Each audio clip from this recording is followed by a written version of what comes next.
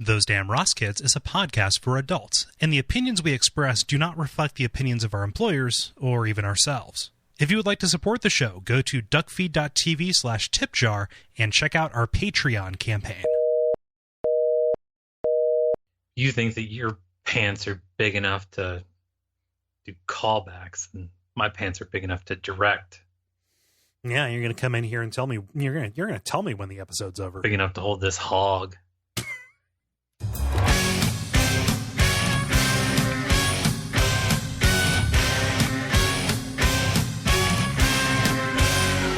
Those Damn Ross Kids, a conversation between brothers, featuring Kris and Kole Ross.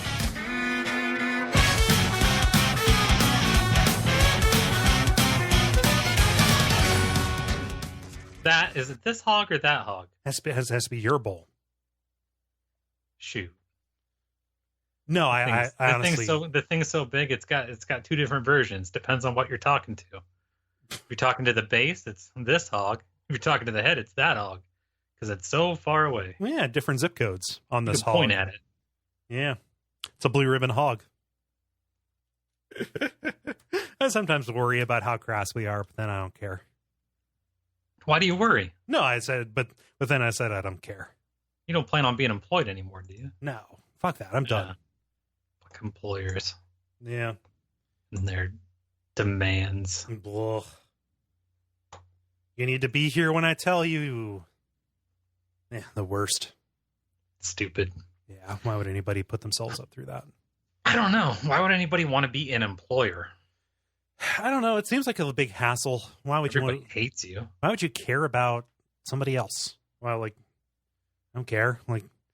Anything you can do, I can literally do for free. So, right. So here's the deal. I don't know if people think about this or not, especially those business owners. Entrepreneurs. But if you're going to cut all these government programs for working people, the employer is either going to have to deal with the consequence of having to pay to provide those things, or pay the consequence of their employees having problems that those programs resolved. Right. The consequence to that is something you never hear about. You never hear about. You hear the consequence. You hear the one consequence without. You see one domino. You don't see all of them and how they're lined up. Yeah, yeah.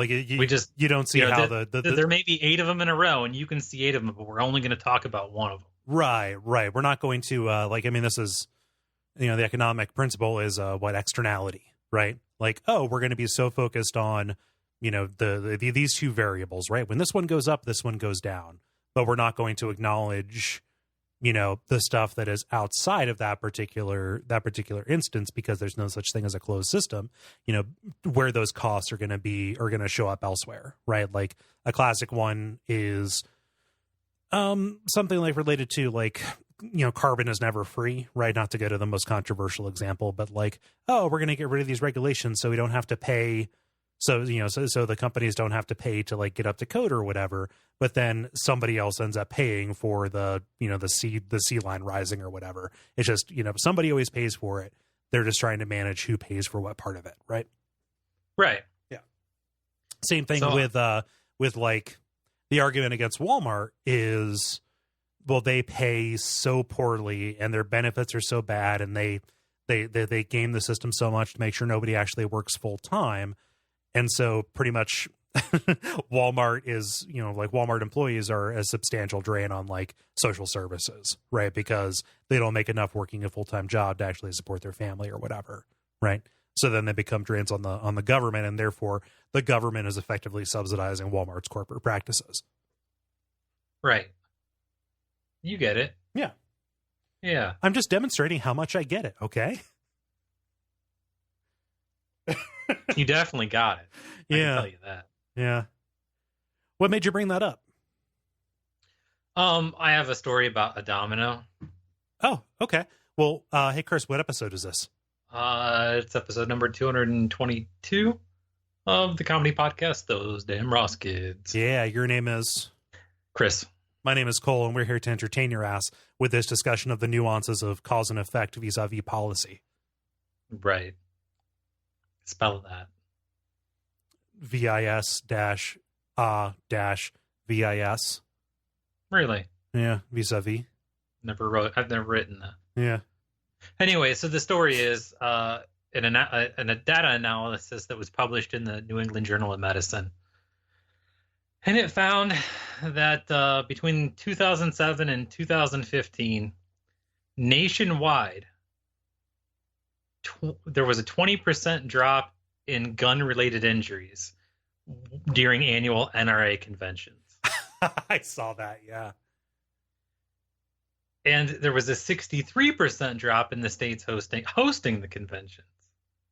Okay, so all of the people who are very enthusiastic about their guns go to one place and talk about their guns instead of using them, and then there's a massive dip. Right. Yeah. Yeah. The biggest drop in gun injuries was for men living in states with high levels of gun ownership in the South and the West. Okay. The drop in gun injuries during these large meetings attended by thousands of well-trained gun owners seems to refute the idea that gun injuries stem solely from lack of experience in training using in gun use. And this is gun injuries, not gun crime, not gun homicide, not gun assault. Injuries. Yeah, like this would account for somebody Barney fifing their foot, right? Yeah.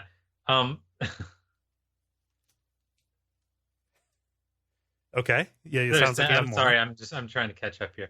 So the article ends by saying, so it's good news for the safety of Americans then, at least for the few days of the year when there's an NRA convention. It's like a reverse purge. Right. We can finally go outside. Find out when that is. Yeah. When the next purge is? I think it's like. Can you give me a heads up on the next purge? Yeah, I got it. Where it's gonna be? I gotta stock up. Yeah. No. So by that logic, it would be in everybody's best interest if there was pretty much always an NRA convention at any given time. Yeah. Yeah. No, that reminds me. I've got it's like a coffee table book or whatever, called Spurious Correlations. Okay. The tagline is correlation does not equal causation. It's a book version of a blog that basically each page is something like, money spent on pets versus alcohol sold in liquor stores. Like as money spent on pets goes up over time, so does alcohol purchased on liquor stores, with a correlation of 99.4%. That's a bunch of stuff like that. So like points Harvard's football team scored against Yale versus Valentine's Day spending on pet gifts, not gifts like the images online. But it's like a whole book full of just these charts that demonstrate that just because a chart matches up doesn't mean it says anything meaningful. It's not like the marriage rate in Kentucky has anything to do with people who drowned after falling out of a fishing boat. Mm. I mean, that one might be true. I think that's accurate. Yeah. It's an interesting book. I don't know if it applies to the NRA thing, but like I remember seeing that story, and whenever I see a story that seems to confirm my biases like that, I laugh for a minute, and then I'm like, that's probably worth a second thought, because that's a little bit too confirmation biasy for me. I'm sorry to hear that, Cole. Yeah. But you said that was a domino. Like, did you have something to say about how that correlation might not be the entire story, or were you just was that just a segue? No, you just pick random things and try to put them together. And right. Evidently, someone's made a coffee table book about it, and I'm old news, so guess I'll shut the fuck up about dominoes. I didn't mean to make you feel bad. Did my enthusiasm, Chris? Did I crush the bunny with my enthusiasm? Was I like, hey, let's talk about this, and then I ran you out of stuff to say? So many words. So many words, Cole. I can't help it. What else do you have an article about? Can you give me some subjects? Let me pick. Some subjects. Okay. Why? Okay, let's see. We've got something about drinking and driving, but not the way you expect. something about targeted advertising, and something about mass poisoning. I want to go with mass poisoning for 500. Mass poisoning for 500. Did you hear about the Japanese crisis with fugu fish? No. Okay. Do you remember that episode of The Simpsons where Homer and the family go to the Japanese restaurant and he gets the blowfish, but the main chef was too busy, so the apprentice chef cut it up, and it turns out that Homer potentially ate the poisonous part of the blowfish, the fugu fish, and they thought he was going to die, but then it turned out he was fine. That's fugu, right? Just the idea that, hey, there's this delicacy, the fugu fish, deadly blowfish that is incredibly delicious. And also parts of it, like the liver, mostly the liver. It has to be prepared, in a very specific way in order to be safe, right? But people eat it all the time. It's not instantly deadly. It just, it's expensive. It's a risky thing, right? Right. Well, this fish that sometimes costs as much as $200 US or 22,000 yen per serving. Well, a whole bunch of bad fugu got out there. Okay. Yeah, just a whole bunch. There was a bit of a preparation leak, especially in, in places that would put out a bunch of this stuff. And, there was a huge recall of these particular things. 3 packs of fugu were returned, and I think that there were 5 tainted packs that were out there. So, right. It's a real popular kind of thing. One of the ways that they tried to get people, hip to this, aware of the problem of the crisis, was to basically just blast over loudspeakers through the entire city that, hey, maybe don't get the fugu right now. Okay. Yeah. So regional health officials said on Tuesday that a supermarket in the central city of Gamagori sold 5 packages of assorted blowfish meat. The inclusion of the liver in the package could have contaminated the other meat, so they raised an alarm and just blasted it, saying, "Hey, maybe explore some other options. Look for some sensible substitutions." Okay. That's like reading an article about your dentist getting busted for not sterilizing equipment. That's a nightmare. Do you know what I mean? Yeah. What do I do? Just flick a cigarette at him and say, "Better get tested." Well, welcome to the world of whatever's on that hook. Oh my God. Yeah. That's not good. Yeah. Can I tell you a story about dead people? Yes, you can. All right. So the story is actually about why cremation is becoming so popular. Okay. Is it for like ecological purposes or what? Yeah, there's a lot of stuff going on. So basically, in 1980, 5% of Americans were cremated. As of right now, it's 50%. And they're saying that it was the shift is partly because of the Great Recession, which drove people away from expensive burials. Okay. But the demand is so high and there's not enough of them. So they're burning like a little bit more than 1 an hour in most crematoriums. Okay. They said that in this crematorium that they're following from New Jersey, said each body is burned in a brick-lined chamber that's heated to 1,200 degrees. A second chamber then burns off the gas and particles before it all goes into the atmosphere. Problems do arise in the cremation business, Cole. I know a couple of these, but let's go. Let's talk. Well, it's kind of like when loved ones slip in personal items that explode, like a cell phone or a coconut. Wait, somebody tried to cremate a coconut? Well, I guess maybe. Or maybe they just know that if you put one in, it'll explode. Okay, so it's a little bit like throwing it's a little bit like throwing dry ice in a lake. Like you do it just to see. Right. So there's another aspect to this. It says mourners are encountering new emotions, from relief at avoiding a funeral to pain or comfort in taking the ashes home. Many leave the urns on cemetery grounds, but others love having them. There's Right. no pressure or guilt of having to visit them in the cemetery. Yeah, like that right there. That's grandma's bones. They will stay with me until the end of my life. At When which point asked where they were, Go ahead. when asked where they were, they said in my bedroom under a bunch of other shit. Yeah. No, like they will stay with me until the end of my life. Yeah, at which point this container will go to a Goodwill, and somebody will have a story for the rest of their life. Right. Ha, No sabanya, guilt. No guilt. namanisa na na. It's a circle of life. I got it. Yeah. Huh. Any other mishaps? No, that's all I know. What do you know? So What do you know? What aren't you telling me?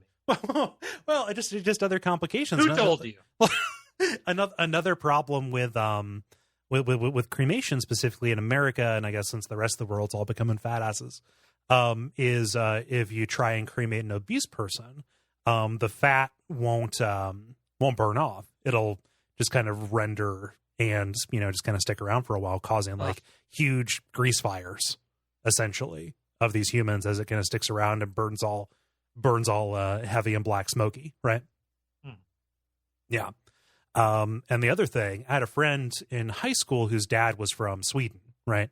So first generation, just came over from Sweden to America, work in chemicals and stuff like that. But he had history and experience with the funeral business or crematorium business over in Sweden, and for a long time they ran into a problem, because the procedure was so common over there, of women with breast augmentation being cremated without the implants being taken out. Similar to the coconut, that happens. Guess what you got? You got yourself a titty explosion. Explosion. Band name called it. So yeah, that's the other thing. Like fat people, very difficult to cremate. And also, people with breast enhancements, you get yourself some explosions. So you got to make sure you keep that in check, right? Yes. Yeah. It's essential. Essential. As your attorney, I advise you to get a fast car with no top. I was just checking the rear suspension. Is that what it is, or the axle integrity? I forget when he backed over the embankment. He drove off a 3-foot embankment. Didn't even slow down. Yeah. Well, That's a good book. I'm positive that we've talked about cremation and body disposal. That seems like a mainstay. Yeah, for us, we've right? liquified it, and we've talked about there's been liquidation. many articles or about subjects about people dumping them in weird places. Yeah. Sky eating them and snorting them. Yeah, injecting them. Sky burial is becoming more problematic because of climate change. Like the birds are moving, so you just have a bunch of dead bodies rotting on mountains and stuff. At one point, I said, fuck it, just throw my body in a creek or something. But then somebody wrote in saying, like, hey, that's actually a huge problem. Like, if there's a body in a creek, it messes up a bunch of stuff, and I have to clean it up. I'm like, okay, well, I no longer want to be thrown into a creek. What's going to happen to you? Yeah. No. Yeah, I was talking on a show. I forget if it was this one or another one. I was like, yeah, screw it. I just want to if I'm gonna die, I'm gonna disappear like a cat, walk into a creek, and then just fall over and die. And so it seems like the best way to get me, because the idea being you don't want to be a hassle to anybody, right? Like nobody. Yeah, except for that guy who's got to ladle your ass out of the river. Right. He's got to go out there and fish my bones out. I didn't think that I thought that it would be a full reclamation into nature. Not realizing that, like, oh, there's like, that's part of the reason why the Ganges is so bad. A, because of, industrial and residential pollution, but also, people for a long time would throw dead bodies in there and they wouldn't just go away. I pictured like creeks as body erasers. I just thought, ashes to ashes, mud to mud, Mm-hmm. Yeah. I got it, Cole. You do? No, I get you. Okay. I know. It's fine. But that's crazy that you came face to face with your mortality. That my best laid plans have been undone. Yeah, but did they send you an email? Yeah. You got an email from the future, Cole.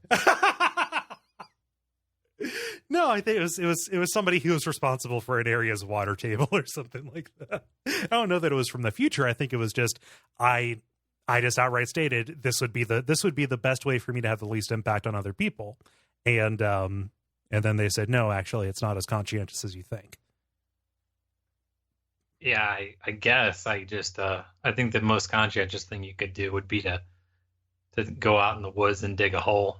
Yeah, lay down in it. No, but then deer will come up and eat you. Like I don't think deer eat people. Yes, they do. Cole, I had an article a few episodes ago they're about. Adorable. I know they're just I mean their semen's just worth more than its weight in gold. Yeah, semen straw. Semen straw. Yeah. Okay. Hey Chris, I want to hear about the canoe battle. Oh God. So I'm in the barracks and the military, and there's a kid, and there's always a kid. Mm-hmm. His name is being withheld. Yes, that's why. Did you think I was going to do it? No. Okay. Anyway, so he and another kid who I was pretty good friends with, they got into it, and well, they tried to one up each other all the time. With pranks and such, and so there was a shaving cream fight, and there was stuff shot through an eye, like a looking hole, and through the door, and I don't know, it was just a real mess. So not to be outdone, the guy that I was pretty good friends with, he decided that he was gonna go into someone's Foot Locker and douse all of their uniforms with this cologne called Canoe. Yeah. It's like old man stink. It's offensive. Yeah. In a lot of ways. But the even funnier story about that particular person, the guy who had the uniform issue, he, and this is not, I don't think this is going to triangulate, but I think he found his dad had committed suicide, so he was a little emotionally on edge. Right. And this happened in his childhood. Anyway, so you'd have these inspections, right? And you knew what day they were, and because we were all on different shifts, this kid was my roommate. He was on third shift. So when he would come in after third shift, I was getting ready to get up and go, but he'd lay down and go to sleep. So we had the room all cleaned up and everything and ready for inspection. And then we took the grate from the ceiling that had dust on it, and we just kind of shook it all over this guy as he slept. Oh no! So the inspection comes in, and the note that was left was, everything looks great except for dust on this guy's name. So when you got hit, they called it hit, like when they found something bad. You got popped for not having hospital quarters. We got hit for dust on Bill. Yeah. So that was said to him repeatedly until he almost emotionally broke down. Because he became dust on Bill guy. Right. Yeah. Huh.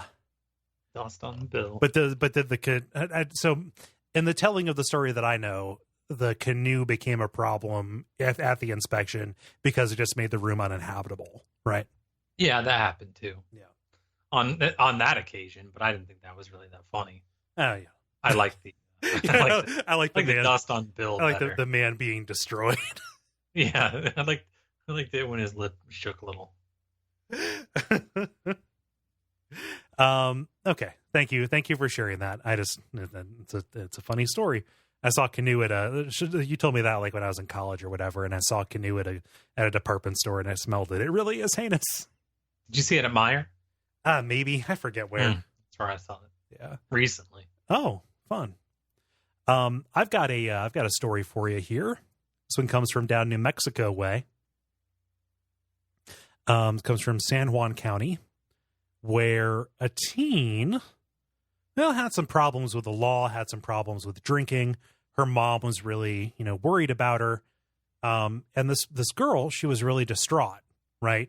Because Her boyfriend wasn't with her. She wanted to be with her boyfriend, wanted to be drinking with her boyfriend. She was drinking alone.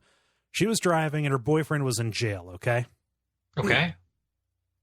So, the cop, pulls up and, they have the altercation, not the altercation, but it's like, hey, like it's going about as well as you can expect, like a DWI. Like this is, it's a white girl. So obviously the guns aren't out yet. So the cop says like, hey, can I help you set up?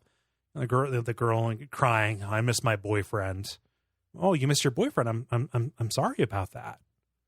And they, in the footage, you see him helping her, stagger down to the, back to the cruiser, so they can get her to the station and get her sobered up, get her processed, charge her, etc. Most importantly, nobody's hurt. Everything's fine. Okay. The corporal says, yeah, I'm just here to help you.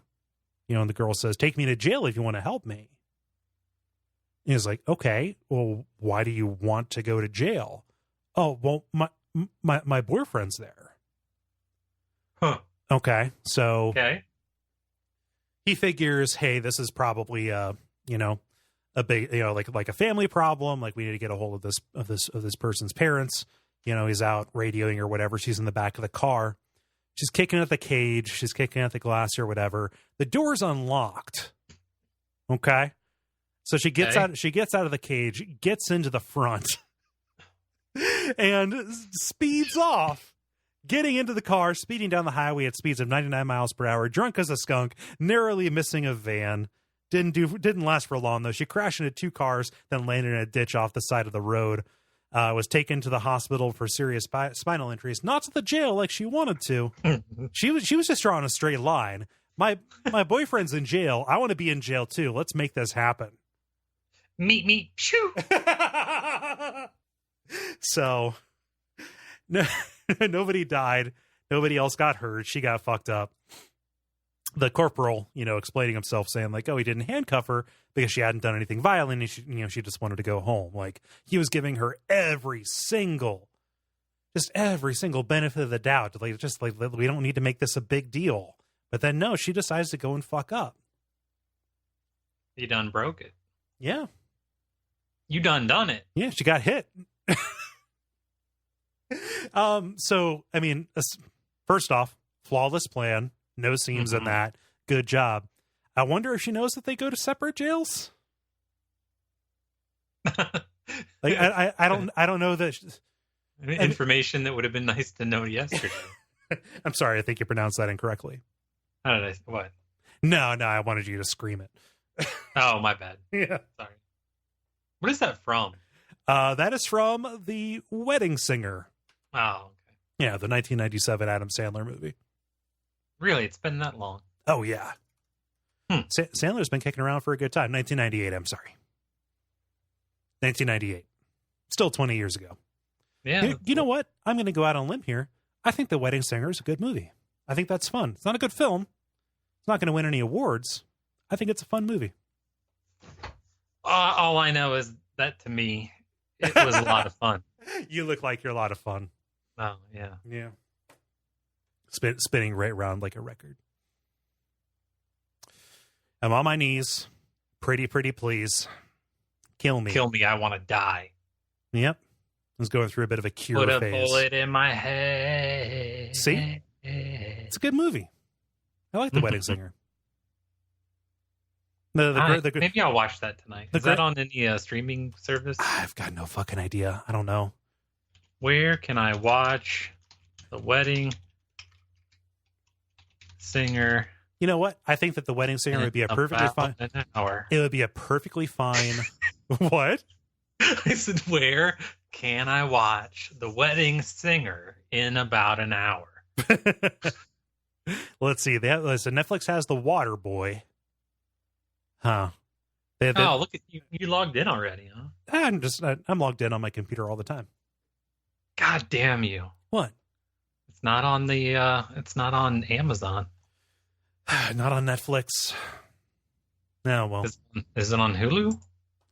If it's not on either of those, I really doubt that it's going to be on Hulu. Watch, I'll be Why- fucking why wrong. You're gonna Did come. they have the What? I thought. What?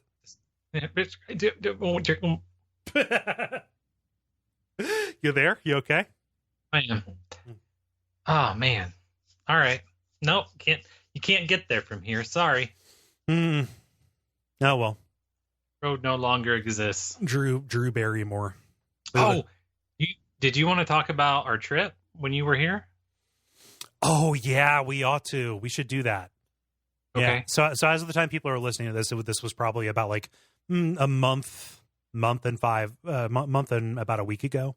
Let's say Right. let's say 5 weeks. That's only important so that you understand the weather conditions in north central Ohio at around this time, rainy and floody. That is a pertinent detail. Right. Okay. You pick it up, and I will. I'll pick up where you lag. So I don't know. We there was a campground that we went to as children with our paternal grandmother, and Like that side of the family, right? She had like a a real piece of work. No. it was No. I was talking like for some reason was talking like Louis C.K. when he played a cop on Parks and Rec. Okay. Which then led me to real piece of work. Right. Real piece of work. Yeah, I was gonna say like it was like at the time we went there, like she had a nice. Did she have like an Airstream or something like that? Yeah, it was like a nice. I mean, on the whole, the campground was nice, and Yeah.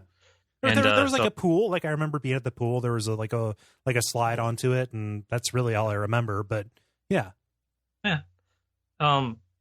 Anyway, so went back down memory lane the other day, and and then I decided to take Cole back down memory lane and go out to this place, and places like this exist that are just holes in the wall where people are now living off the grid. And by off the grid, I mean off the grid of water too. Like off of name a grid, they're off it. Like they're off of every grid except I saw some satellites for satellite TV. Right. Like the canonical example, and this is what you brought up, in comparison, because you were talking to me about this like it was like at nighttime. You're saying, yeah, we should go out there. And you said, how you hear about those shanty towns that pop up because of laws about like. Not Amber Alerts, but whatever it is where, convicted sex... Where molesters can live. Yeah, like just the only place where molesters can live because of all the radiuses they have to deal with, right? So, like under a bridge or, a particular trailer park or something like that, they're going to go... Like literally no classism, no value judgments. It's just a place where they have to live.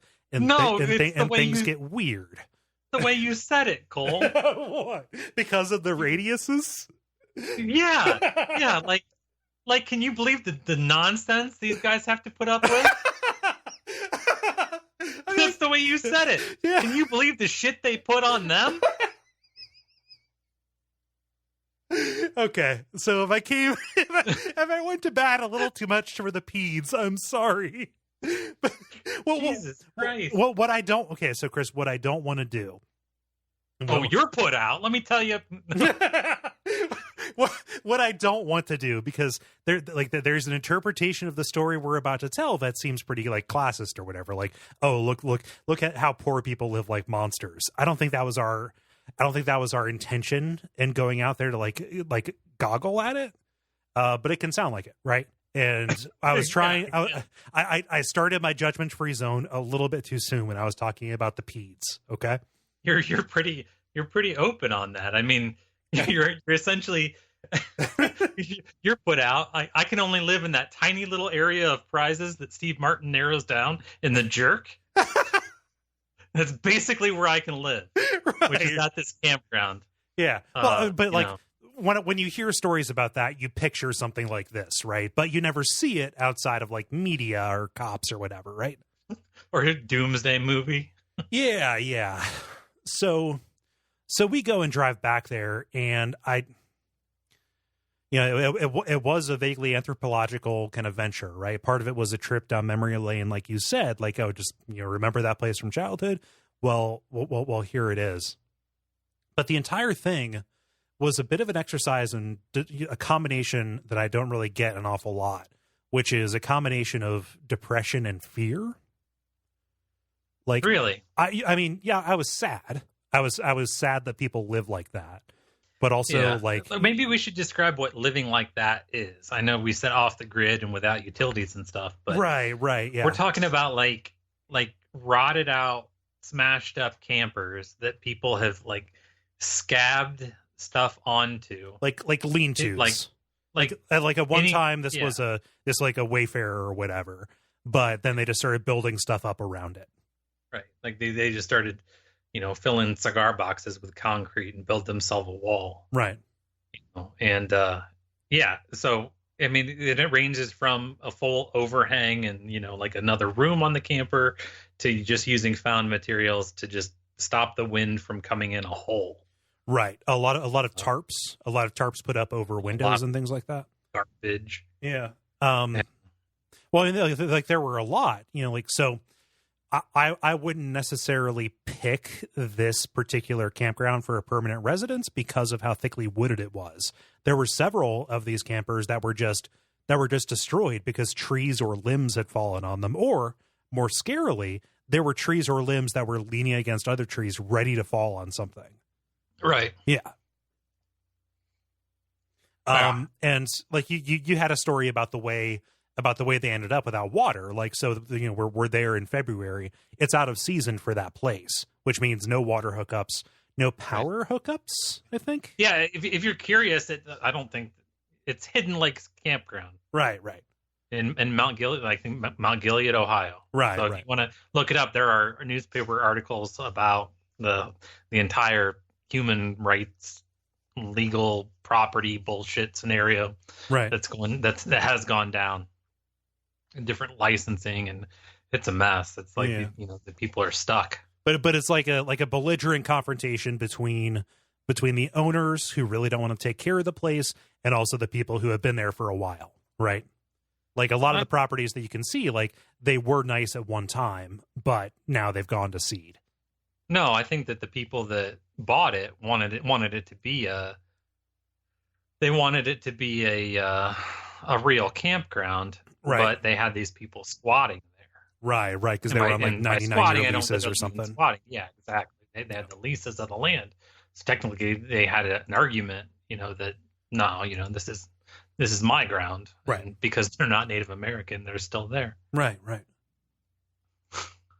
No. Okay. No, I made that comment before about how that girl wasn't shot because she was white. Yeah, well, that was racist. Okay. But yeah, so like we drove around there for a while. There were a couple of roads that were near washouts, right? Yeah, it's a mess, man. Yeah. The thing that upset me most was like the half-hearted efforts to make the dwellings. I sound like I'm talking about like different species. Like, look, these monkeys. They put up their own tire swings or whatever, but no, like the efforts to put up like, oh, now the house is a home. I thought that was on Vibrate, Chris. It was cool. It is, but no, like the half-hearted efforts to make it look homey. Like, oh, live, laugh, love. Here's a plaque, but the plaque is covered with algae and moss, and also it's got a crack down the middle of it. Yeah, one whole wall of the place was just obviously a plywood sign that had been up somewhere and spray painted. It said ruck sale. I think it was supposed to be truck sale. Right. Yeah. It was something. I was I was scared because I was worried that somebody would come out and accurately kind of identify what we were doing, which would, I mean, we were gawking at the way they lived.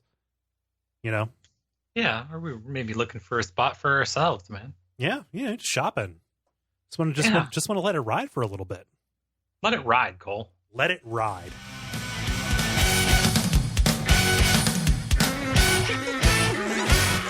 This has been Those Damn Ross Kids.